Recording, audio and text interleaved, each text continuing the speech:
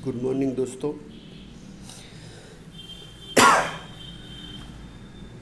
कक्षा 12 के नमक के मूल तत्व विषय के वर्गों में आप सभी का स्वागत है। दोस्तों, पिछले वीडियो में हमने साझेदार की निवृत्ति या मृत्यु चैप्टर के अंतर्गत साझेदार की निवृत्ति या मृत्यु के वक्त लाभ हानि वितरण के नए प्रमाण की गणना के बारे में टॉपिक नंबर 2 के बारे में पढ़ाई की थी। आज हम टॉपिक नंबर 3 के बारे में पढ़ाई करने वाले हैं। दोस्तों, टॉपिक नंबर 3 में ऐसा बताया गया है कि जब चालू रहने वाले साझेदारों को होने वाले लाभ का प्रमाण दिया गया हो तब। दोस्तों, टॉपिक नंबर 2 में ऐसी बात थी कि साझेदार चालू रहने वाले साझेदार को प्राप्त लाभ दे दिया गया हो, तो उसमें हमने पुराने प्रमाण में पुराने भाग में प्राप्त लाभ जोड़ देने से हमें नया लाभ ज्ञात हो गया था। लेकिन यहाँ दोस्तों लाभ का प्रमाण दिया गया हो, ऐसी बात की है। तो इस स्थिति में लाभ हानि का नया प्रमाण कैसे गिना जाए, उस संदर्भ में आज हम पढ़ाई करेंगे। दोस्तों, जब निवृत्त होने वाले साझेदार के लाभ के भाग में से चालू रहने वाले साझेदारों को मिलने वाला लाभ का प्रमाण दिया गया हो, तब लाभ हानि का नया प्रमाण निम्नानुसार ज्ञात कर सकते हैं। दोस्तों, लाभ का प्रमाण दिया गया है, तो इस स्थिति में हमें सबसे पहले साझेदार को प्राप्त लाभ की गणना करनी होगी। माने सर्वप्रथम निवृत्त होने वाले साझेदार के भाग का वितरण करके चालू रहने वाले साझेदारों को मिलने वाले लाभ का भाग ज्ञात करना होगा। तो दोस्तों, चालू रहने वाले साझेदार को मिलने वाला लाभ ज्ञात करने के लिए हमें निवृत्त साझेदार के भाग के साथ संबंधित साझेदार को दिया लाभ के प्रमाण का भाग का गुणा करना होगा।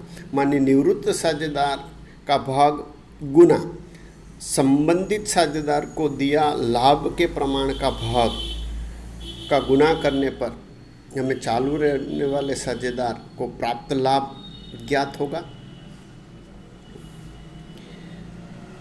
दोस्तों, इस प्रकार चालू रहने वाले साझेदार को प्राप्त लाभ ज्ञात हो जाए तो उसके पुराने भाग में उसे मिलने वाला लाभ जोड़ देने से हमें साझेदार का नया भाग प्राप्त हो जाएगा।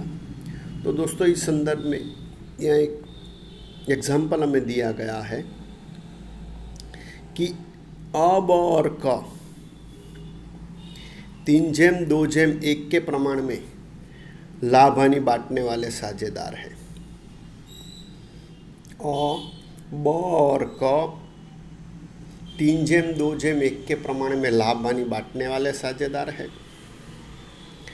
अनिवृत्त होता है। दोस्तों, अनिवृत्त होता है और उसका भाग माने निवृत्त होने वाले अ का भाग ब और क 1/4 के प्रमाण में बांटते हो।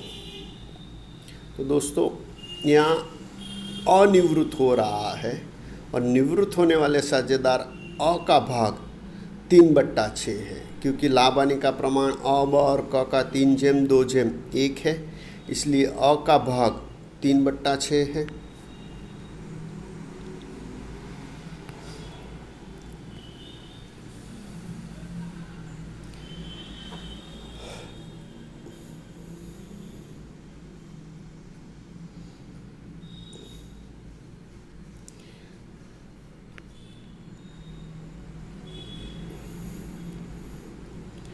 तो अ का 3/6 भाग ब और क 1/4 के प्रमाण में बांटेंगे, ऐसा हमें बताया गया है। मानी लाभ का प्रमाण 1/4 है।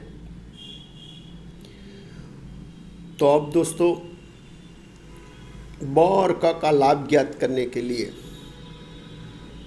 हमें निवृत्त साझेदार अ का जो भाग है उससे ब और क को प्राप्त लाभ का प्रमाण का भाग गुना करना होगा। तो इसलिए हमें निम्नानुसार ब और क का लाभ प्राप्त होगा।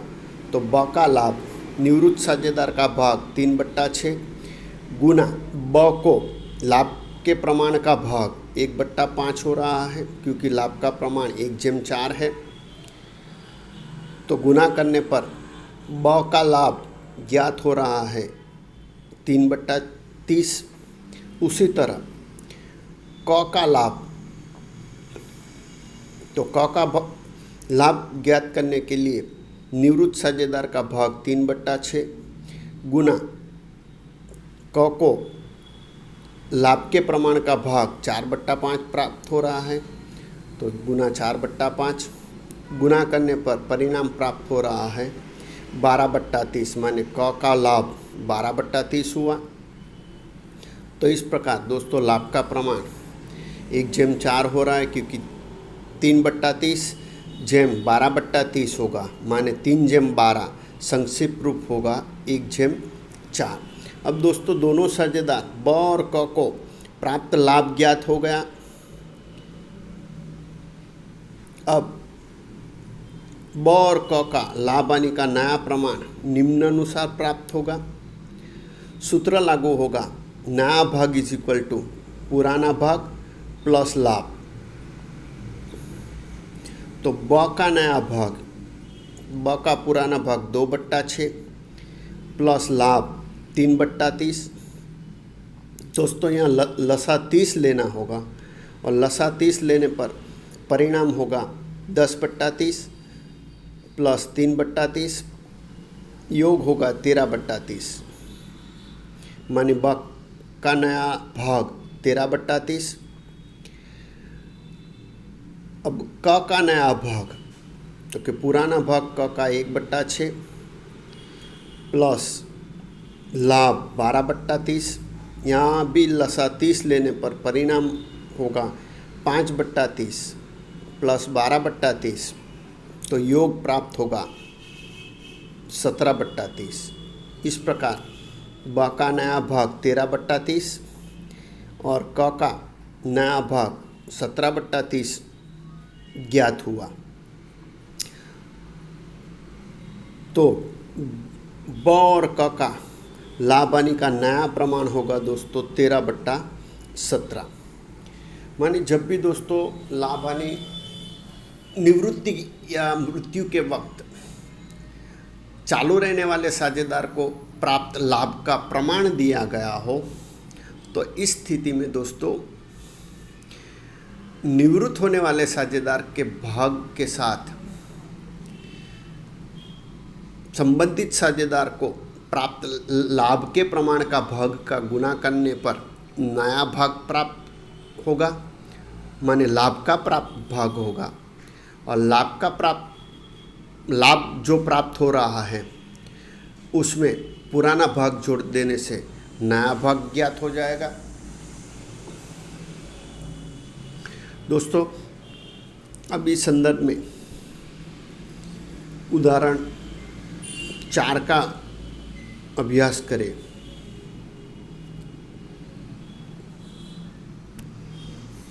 तो उदाहरण नंबर 4 में हमें बताया गया है कि ओ, बी और सी 4/5/1 के प्रमाण में लाभ हानि बांटने वाले साझेदार हैं। ओ साझेदार के रूप में निवृत्त होता है। दोस्तों साझेदार ओ निवृत्त होता है। ओ का भाग बी और सी 1/4 के प्रमाण में प्राप्त करेंगे, माने जो साझेदार ओ निवृत्त हो रहा है उसका हिस्सा माने उसका भाग बी और सी 1/4 के प्रमाण में प्राप्त करेंगे। बी और सी का लाभ हानि का नया प्रमाण ज्ञात कीजिए। तो दोस्तों यहाँ साझेदार को प्राप्त लाभ का प्रमाण दिया है और हमें लाभ हानि का नया प्रमाण ज्ञात करना है। दोस्तों ओ, बी और सी का पुराना प्रमाण 4/5/1 है।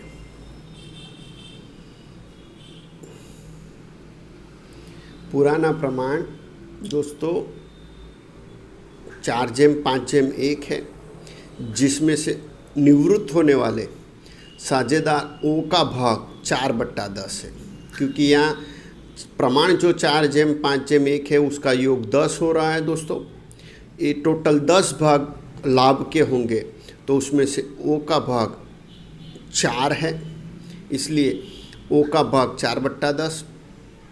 ये ओ जो निवृत्त हो रहा है उसका जो 4/10 भाग है वो बी और सी 1/4 के प्रमाण में प्राप्त कर रहे हैं। तो दोस्तों अब हमें बी और सी का लाभ ज्ञात करना होगा, तो सूत्र लागू होगा लाभ इज इक्वल टू निवृत्त होने वाले साझेदार का भाग गुना लाभ के प्रमाण का भाग। तो दोस्तों ये सूत्र लागू करने से बी का लाभ ज्ञात होगा। निवृत्त साझेदार ओ का हिस्सा 4/10 गुना बी को लाभ के प्रमाण का भाग 1/5 है, क्योंकि लाभ का प्रमाण 1/4 है, तो उसमें बी का हिस्सा होगा 1/5। तो बी का लाभ प्राप्त हुआ 4/50। उसी तरह सी का लाभ, तो निवृत्त साझेदार का भाग 4/10 गुना सी को लाभ के प्रमाण का भाग 4/5 प्राप्त हो रहा है, तो सी का लाभ हुआ 16/50। तो इसलिए बी और सी का लाभ का प्रमाण 1/4 हो रहा है। अब दोस्तों दोनों साझेदार को प्राप्त लाभ ज्ञात हो गया, तो अब नया भाग ज्ञात करने के लिए पुराने भाग में लाभ जोड़ देंगे, माने पुराने भाग और लाभ का योग करना होगा, तो हमें नया भाग ज्ञात हो जाएगा। तो बी का नया भाग होगा, पुराना भाग बी का 5/10, उसको प्राप्त लाभ 4/50 है। दोस्तों लसा 50 लेना होगा, 50 लसा लेने पर परिणाम होगा 25/50 प्लस 4/50, योग प्राप्त होगा 29/50, माने बी का नया भाग 29/50। उसी तरह सी का नया भाग, पुराना भाग सी का 1/50, प्राप्त लाभ 16/50, लसा 50 लेने पर परिणाम मिलेगा 21/50। तो दोस्तों इस प्रकार दोनों साझेदार का नया भाग ज्ञात हो गया, तो बी और सी का लाभ हानि का नया प्रमाण होगा 29/21। दोस्तों यही उदाहरण में लाभ का प्रमाण हमें दिया गया है 1/4, उसके बदले हमें ऐसा बताया गया हो कि बी को होने वाला लाभ 4/50 और सी को होने वाला लाभ 16/50 है, अर्थात कि दोनों साझेदारों को मिलने वाला लाभ दे दिया गया है। तो चालू रहने वाले साझेदार का लाभ ज्ञात करने की आवश्यकता नहीं है, क्योंकि ये लाभ ही दे दिया गया है, इसलिए सीधी ही लाभ हानि के नया प्रमाण की गणना निम्नानुसार होगी।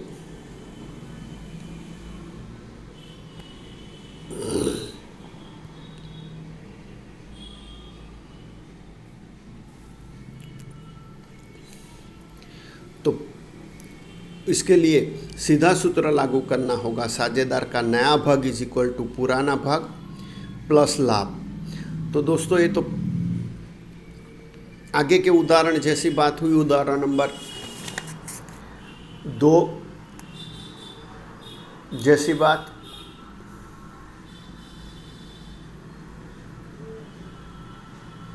नहीं दोस्तों, उदाहरण नंबर 3 में ये बात थी कि लाभ दे दिया गया हो तो पुराने भाग में सीधा लाभ जोड़ देना है।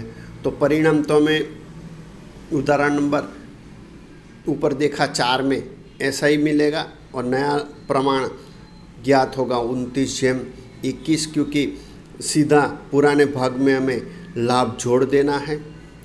तो इस प्रकार पुराने भाग में लाभ जोड़ देने से बी का नया भाग 29/50 और सी का नया भाग 21/50 प्राप्त होगा।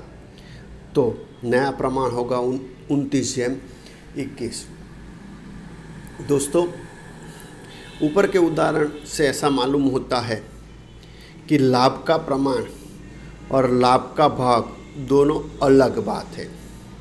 तो दोस्तों, ऐसी स्थिति में अगर हमें लाभ का प्रमाण दिया गया हो तो हमें प्रथम लाभ के भाग की गणना करनी होगी और लाभ के भाग की गणना करने के बाद जो लाभ प्राप्त हो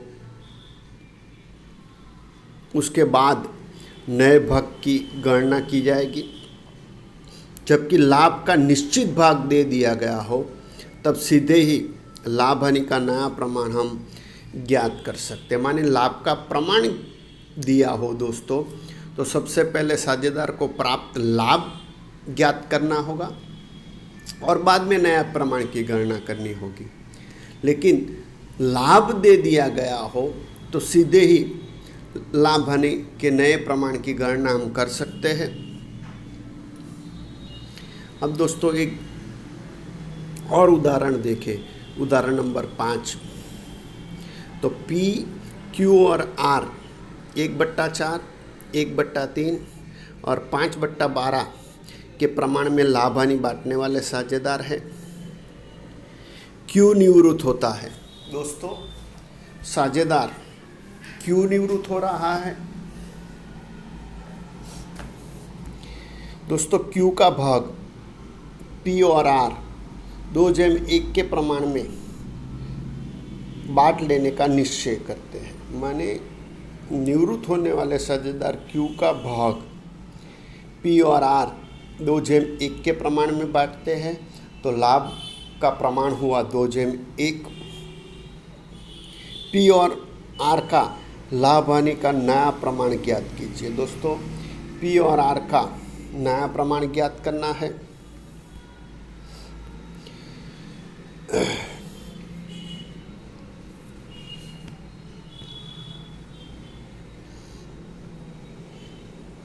तो उसकी गणना देखें।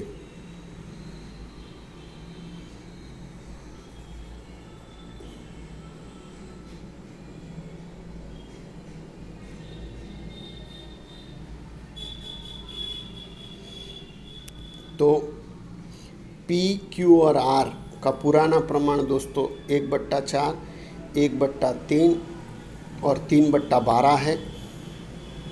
नहीं दोस्तों, P, Q और R का पुराना प्रमाण 1/4, 1/3 और 5/12 है। तो दोस्तों यहाँ लसा 12 लेना होगा। तो P, Q और R का पुराना प्रमाण होगा 3/12 जेम 4/12 जेम 5/12, मानी कि 3/4/5। अब दोस्तों यहाँ साझेदार Q निवृत्त हो रहा है, उसका भाग 4/12 है।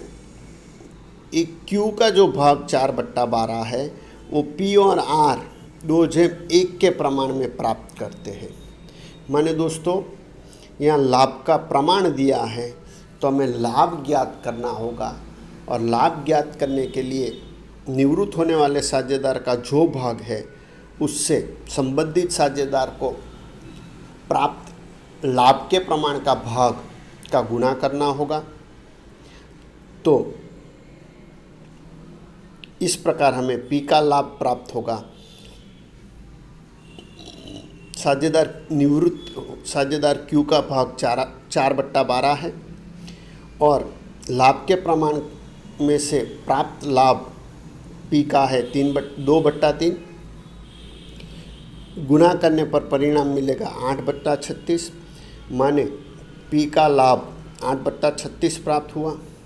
उसी तरह आर का लाभ, तो निवृत्त साझेदार का हिस्सा 4/12 गुना आर को प्राप्त लाभ के प्रमाण का भाग 1/3, तो आर को प्राप्त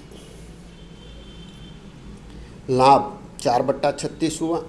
अब दोस्तों दोनों साझेदार को प्राप्त लाभ हमें ज्ञात हो गया है, तो पुराने भाग में लाभ जोड़ देने से साझेदार का नया भाग ज्ञात हो जाएगा।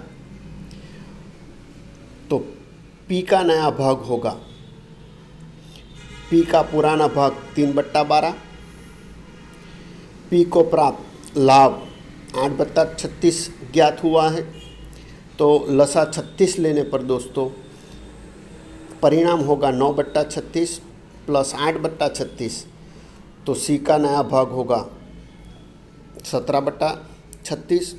उसी प्रकार आर का नया भाग, तो आर का पुराना भाग दोस्तों 5/12 है और उसको प्राप्त लाभ 4/36 ज्ञात हुआ, तो दोनों का योग करने के लिए 36 लसा लेने पर परिणाम प्राप्त होगा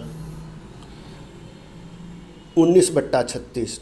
तो इस प्रकार दोस्तों पी और क्यू का लाभ हानि का नया प्रमाण होगा 17/19 दोस्तों। तो इस प्रकार ऐसा कहा जा सकता है कि जब भी साझेदार चालू रहने वाले साझेदार के लाभ का प्रमाण दे दिया गया हो, तो सबसे पहले हमें साझेदार को प्राप्त लाभ ज्ञात करना होगा। उसके लिए निवृत्त होने वाले साझेदार के भाग के साथ संबंधित साझेदार को लाभ के प्रमाण में प्राप्त होने वाले भाग का गुना करना होगा। इस प्रकार नया भाग